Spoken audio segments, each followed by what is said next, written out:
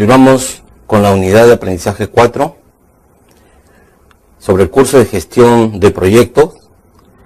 En esta unidad se va a ver el punto de administración de proyectos de inversión estándar, cuya capacidad evalúa la continuidad de un proyecto teniendo en cuenta los beneficios socioeconómicos.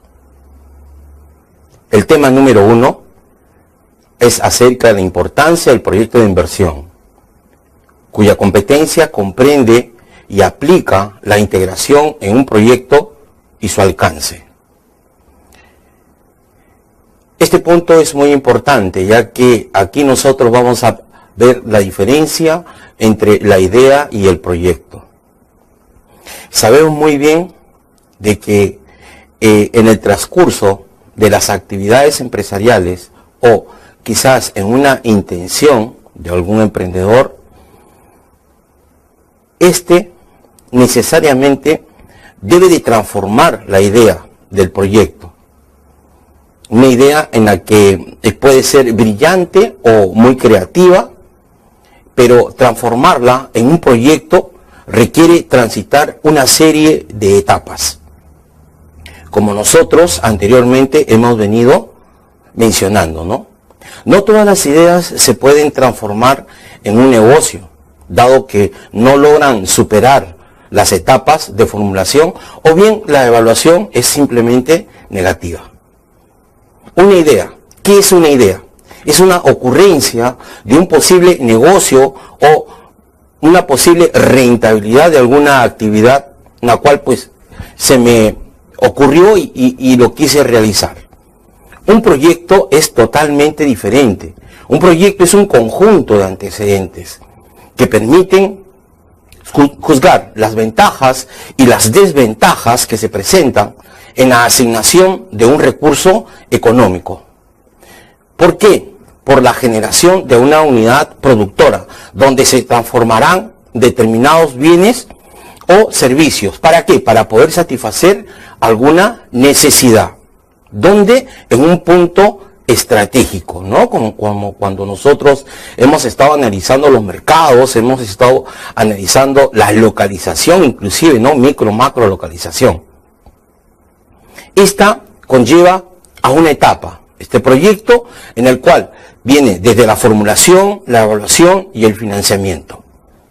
Cuando se habla de formulación, se habla de la preparación de los antecedentes, o sea, la recopilación de los datos. Es un método en el cual les va a permitir al analista ver la confianza de esta información. ¿Para qué? Para poder evaluarlos. Una clasificación en la cual se compara con la experiencia, ¿no?, en la recopilación de la información y también esto se comparan con otras experiencias de otros proyectos, en el cual nos va a permitir a nosotros reducir en la primera etapa el riesgo. Otro punto importante dentro de la etapa del proyecto es la financiación o el financiamiento, ¿no? Aquí se van a estudiar las fuentes de los recursos. En la etapa de la formulación, si bien estas etapas se presentan en un cierto orden, todas están interrelacionadas mutuamente y son interdependientes. Esto nos indica que debemos reunir datos, ¿no?, de las etapas en el cual se han analizado para poder extraerlas, aunque debemos de partir de un estudio de mercado relacionado también con ¿quién? Con el tiempo.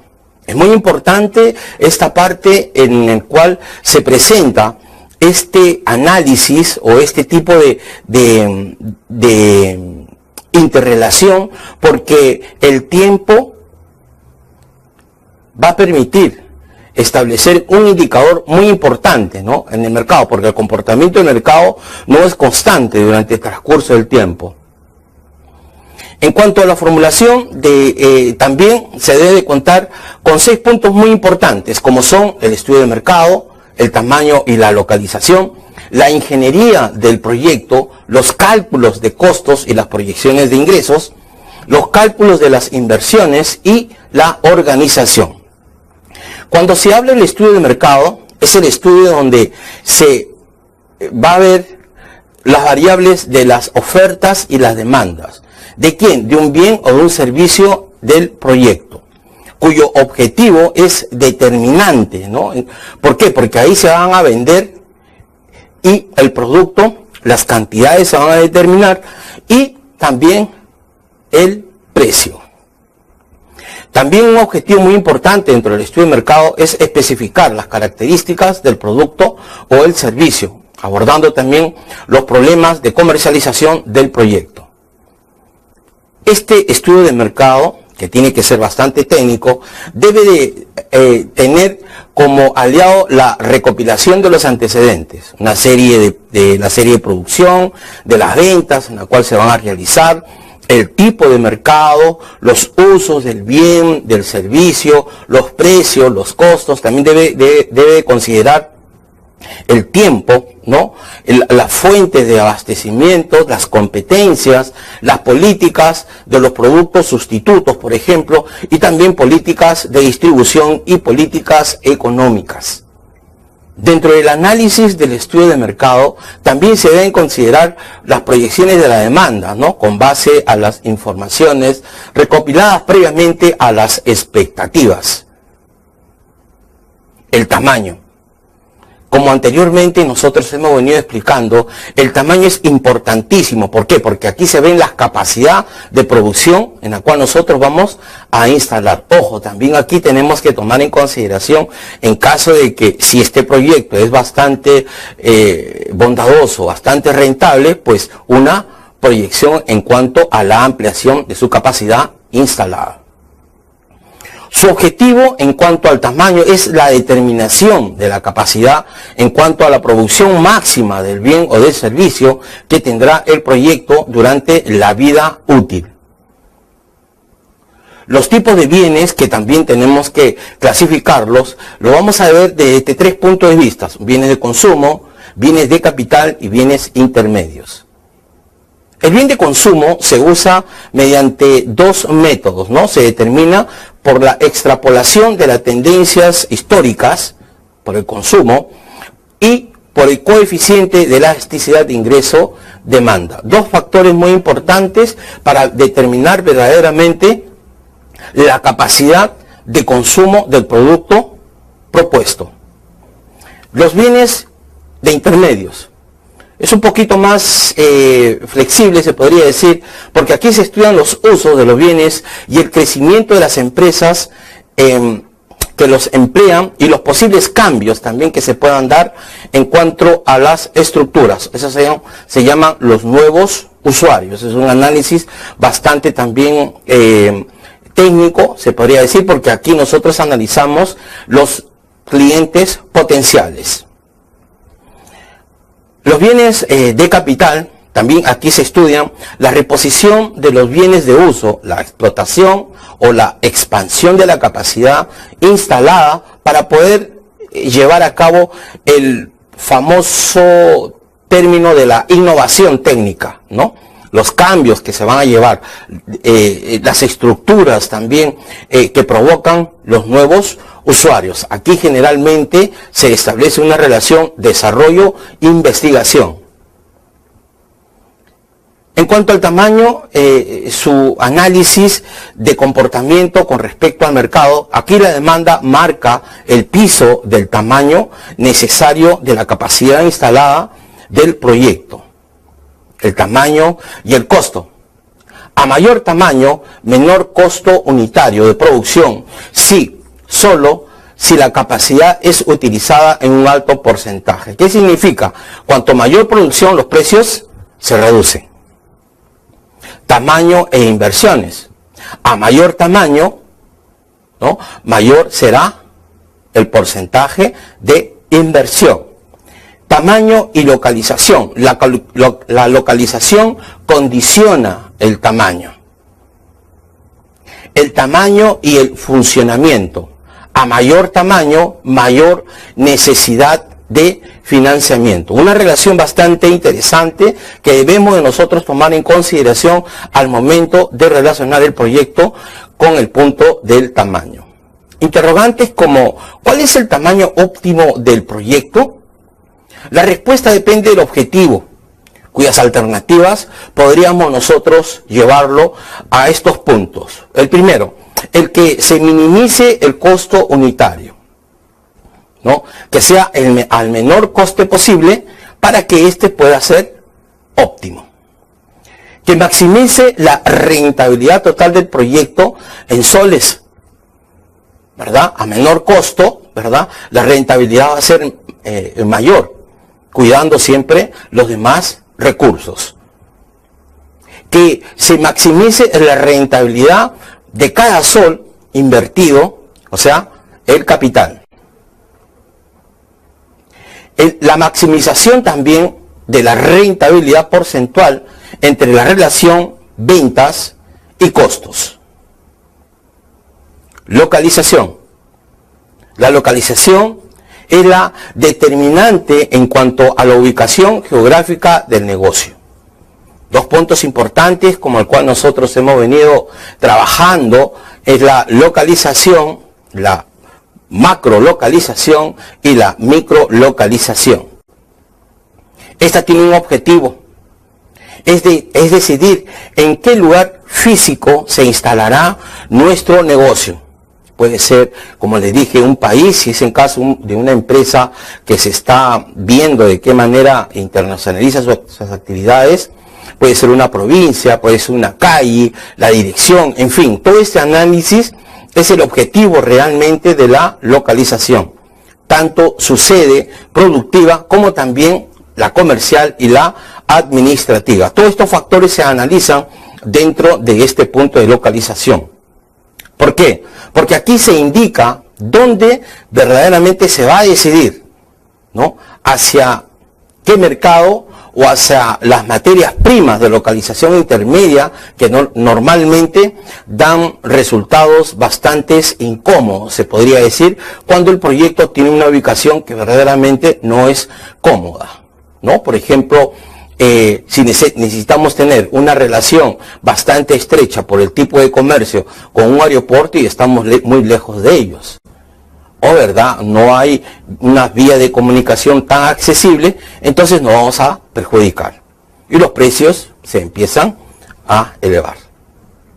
En los proyectos comerciales, por ejemplo, la localización hacia el mercado está casi predeterminado, ¿no? Pero la determinación desde el punto de vista ideal es un requerimiento riguroso de un análisis, pues será una decisión clave para el proyecto, ¿no? Porque aquí existen métodos cuantitativos para poder establecer verdaderamente cuál es la localización en el cual sea óptimo para el proyecto.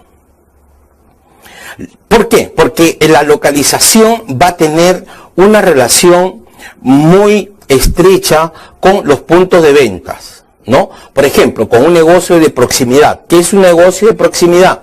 Aquí se orienta las residencias de las zonas o entornos del negocio. Por ejemplo, el almacén del barrio, ¿no? Las tiendas que nosotros tenemos. Ese es el negocio de proximidad. Muchos han hecho un pequeño estudio y han establecido, ¿no?, por las zonas, y verdaderamente va a satisfacer necesidades urbanas. Hay otro tipo de localización con respecto al punto de venta, de tráfico o de flujo. Aquí se explotan la circulación de los clientes potenciales que trasladan de una zona, ¿no?, a otro por motivos X, ¿no? Por ejemplo, si me va mal en un lugar, mi kiosquito lo llevo hacia otro lugar, ¿verdad? O en la tarde quizás la circulación de la gente es mayor aquí y en la tarde es mejor en el otro lado. Entonces, ese se llama un negocio de tráfico o flujo. O los famosos, las famosas carretillas, ¿no?, de Donofrio, que se desplazan de un lugar a otro y se pueden detener donde hay mayor flujo de ventas en los paraderos, ¿no? Hay otro tipo de localización y por puntos de venta. Por ejemplo, los negocios de atracción, ¿no?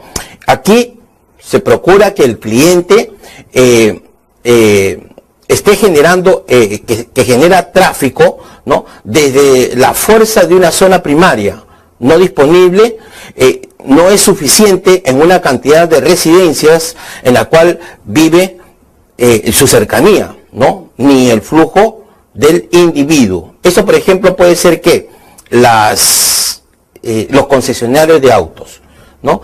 Entonces, en un lugar donde es una zona donde no dispone de suficiente cantidad de residencias, por ejemplo, ¿no?, y ahí puedo instalar, ¿no?, mi concesionario de autos.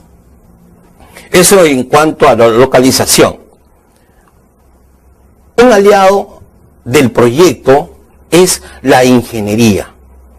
Este también es una relación que tiene o que encaja dentro de las operativas del proyecto. ¿Por qué? Porque aquí se estudia la fase técnica del proyecto, ¿no? O sea, la instalación, la puesta en marcha y el funcionamiento del proyecto. Sus objetivos es poder estudiar y decidir sobre la selección del proceso, el insumo, el equipo, los edificios, el rendimiento, ¿no?, el rendimiento técnico, la flexibilidad de la capacidad de producción. La ingeniería en el proyecto, ¿no?, tiene un proceso de selección en cuanto al estudio, ¿no?, productivo adecuado, ¿no? Los procesos son los pasos, ¿no?, dijimos anteriormente, que requiere la producción de los bienes o servicios de un proyecto. Determinar este proceso científicamente va a hacer de que el proyecto pues fluya de una manera en que la operativa de producción sea eficiente. La selección de materias e insumos también es un trabajo muy importante de la ingeniería del proyecto, porque aquí se debe seleccionar la calidad y los costos de materia prima e insumos adecuados, siempre considerando el producto a obtener o el servicio, ¿no?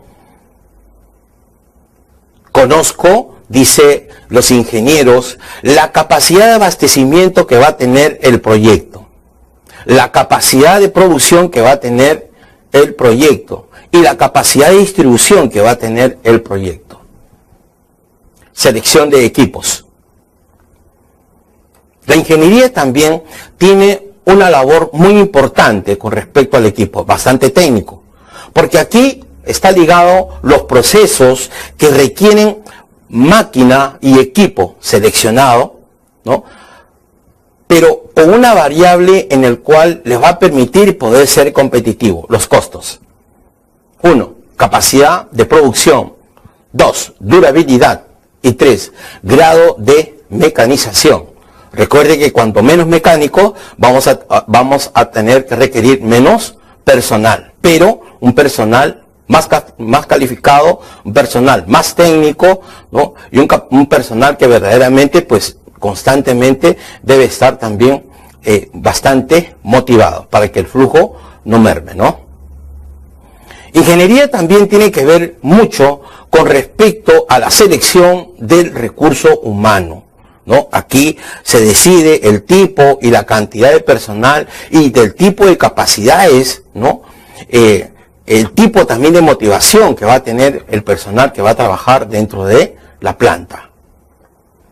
Un punto también muy importante de lo que es la ingeniería en el proyecto es la distribución de la planta.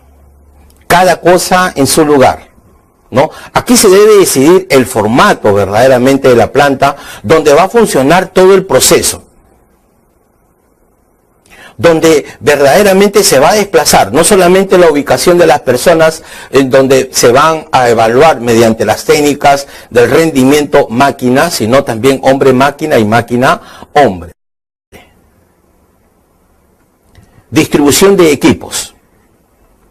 Aquí, ingeniería requiere decidir la distribución física del equipo en el edificio.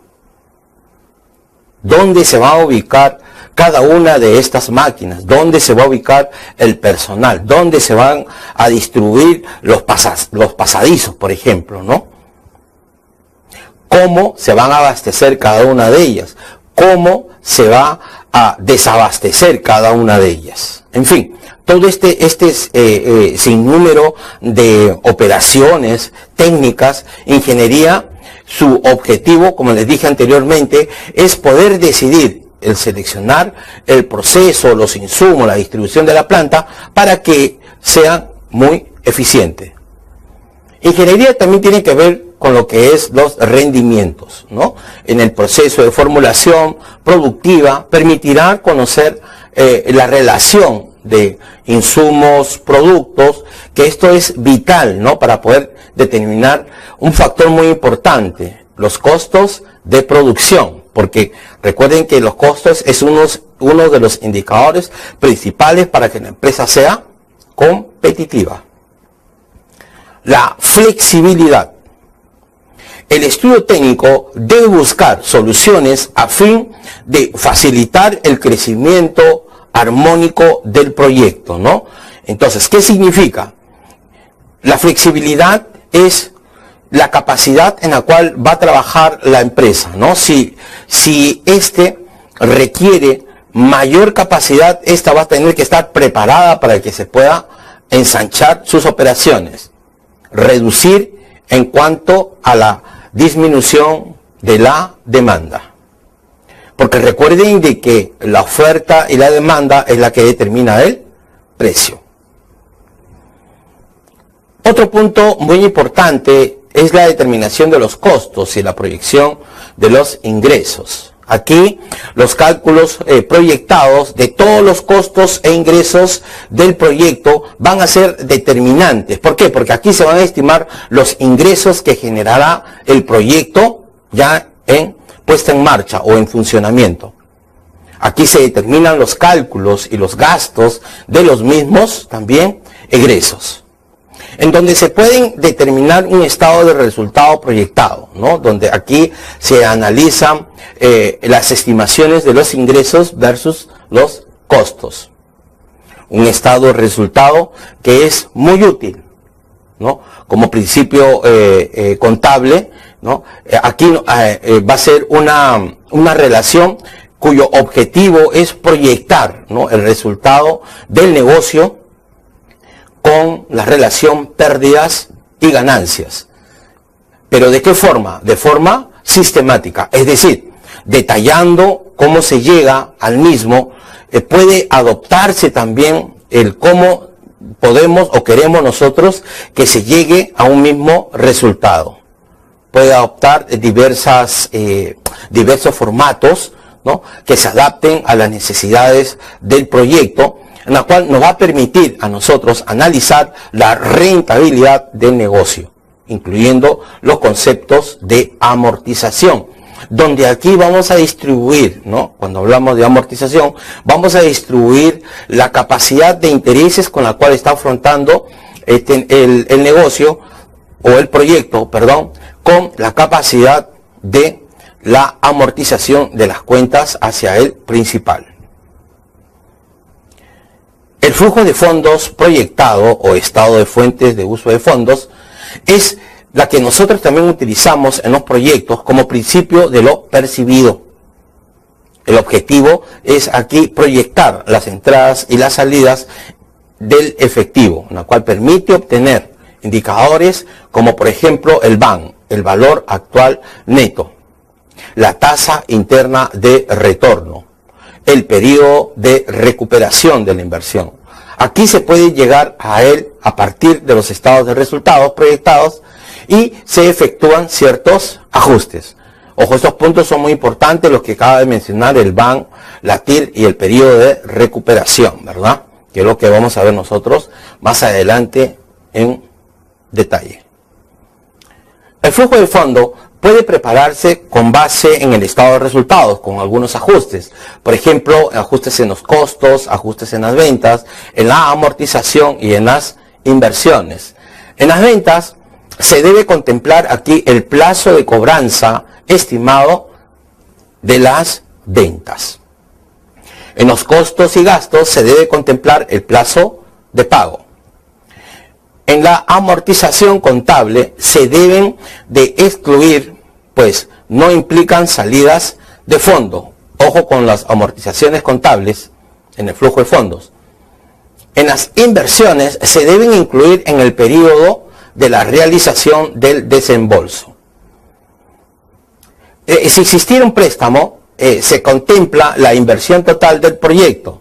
Aquí no se incluyen los intereses ni las cuotas del capital prestado. Sí se contempla solo en la inversión propia, donde se excluyen los intereses y la cuota de capital. Pasamos al cálculo de inversiones. Es el cálculo de la totalidad de los recursos necesarios para poner en marcha el proyecto. El recurso financiero, que es el que va a empujar realmente al proyecto a un hecho. Su objetivo es calcular las inversiones de activos fijos y capital de trabajo necesario. ¿Para qué? Para poder también estimar un cronograma de desembolso de los fondos de acuerdo al periodo.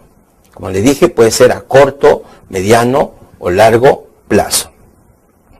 Cuando se habla de la inversión de activos fijos y capital de trabajo, aquí son aquellos que no se consumen, ¿no?, con el primer uso, sino que se utilizan en parte de toda la vida útil del proyecto, ¿no? Eso es la maquinaria, ¿no? Si bien no se consumen en el primer uso, sufren desgastes, ¿no? Se va desgastando la maquinita conforme van transcurriendo los procesos productivos. Se van agotando también y van pasando a un periodo de obsolescencia, ¿no?, perdiendo valor. Hay activos tangibles o intangibles. Por ejemplo, las maquinarias, las herramientas, los vehículos, los muebles, las instalaciones eléctricas, las instalaciones en el edificio, los inmuebles, ¿no?, donde se refleja la pérdida del valor de los activos en el transcurso del tiempo. Se calculan también en el capital de trabajo el circulante, donde aquí consiste en aquellos recursos que se invierten en el proyecto o su inicio, o bien en aumentar la producción que permanece circulando dentro del proyecto. Ejemplo, el stock de productos terminados, ¿no?, o los stock de materias primas o insumos para poder realizar las actividades en el proyecto. Es importante también determinar, ¿no?, el negocio cuando ésta puede verse disminuida, ¿no?, por los plazos de pago que nuestros proveedores, o se aumentan quizás los créditos también por nuestros mismos clientes. Estos factores también son muy importantes para poder determinar la recuperación de capital de trabajo. En cuanto a las inversiones, se deben de tomar en cuenta, ¿no?, que no solo es importante calcular el monto de las inversiones, sino también el momento que se debe realizar, ¿no? Eso se llama el calendario de inversión. Cuando nosotros hablamos de la calendarización del proyecto, aquí es donde nosotros también tenemos que tener cuidado, porque aquí son los periodos en los cuales se desembolsan y se determina la recuperación del proyecto. También otro punto muy importante que hay que considerar dentro de la inversión, en base al proyecto, que también deberá planificarse en necesidad de poder renovar la inversión fija. En base a lo proyectado, también se deben de estimar el valor de la recuperación de la inversión fija, ¿no?, o residual también, en un ingreso al final del proyecto. Los gastos de mantenimiento, en el cual también se van a renovar el equipamiento para poder evitar que exista este tipo de fenómeno como gastos, ¿no?, hacia el final de la vida útil del proyecto. Las inversiones en ciertos activos fijos requieren gastos, por ejemplo, como el flete, las instalaciones, las puestas en marcha, que también se deben de considerar, ¿no? Se deben de incluir. También se deben tomar en cuenta la cotización prevista del tipo de cambio, ¿no? Si las inversiones son en monedas extranjeras, ya sean euros o dólares, o cualquier otro tipo de unidad monetaria. Los gastos de organización de la empresa, como por ejemplo, que esos son los fenómenos como factores o elementos como la constitución societaria, no un intangible, los honorarios de asesoramiento, también otro intangible, el estudio de mercado, que también es otro intangible. Estos factores también son muy importantes, muchos proyectos omiten porque no los consideran, ¿no? ¿Por qué? Son intangibles y hay que tenerlos nosotros presentes, ¿no? Porque se pueden amortizar, es decir, se pueden distribuir su incidencia en varios ejercicios. Un tema de organización. Aquí el proyecto analiza la forma de distribución de la legalidad del proyecto y sus costos, en la cual aquí se estudia y se deciden los aspectos de la organización jurídica, ¿no? En cuanto al proyecto, por ejemplo, por el tipo de sociedades, ¿no? Unipersonales, anónimas, SRL, en fin, de acuerdo al tipo de el estudio se tendrá que dar. Prever también la organización en cuanto a los aspectos administrativos, ¿no? En cuanto al aspecto de estructura organizacional, ¿no? Por supuesto, dentro del régimen legal. La organización se deben de analizar aspectos organizativos puestas en marcha del proyecto, por ejemplo, los legales, ¿no? Son los contratos, las marcas, los permisos, los judiciales serían la sociedad, qué tipo de sociedad, ¿no? De hecho, o unipersonal, en fin, tributarios con respecto a los impuestos, ¿no? Impositivos que se puedan dar. En cuanto a lo laboral, la contratación del personal, los costos laborales, los contratos, ¿no? Las responsabilidades, en fin, todos esos aspectos hay que verlos también como organización. La parte administrativa también en cuanto a las normas, la facturación, las cobranzas, o sea, los periodos de recuperación. La evaluación también es un factor muy importante dentro del proceso del proyecto, y aquí tiene como objetivo brindar información que permita analizar convenientemente la realización del proyecto.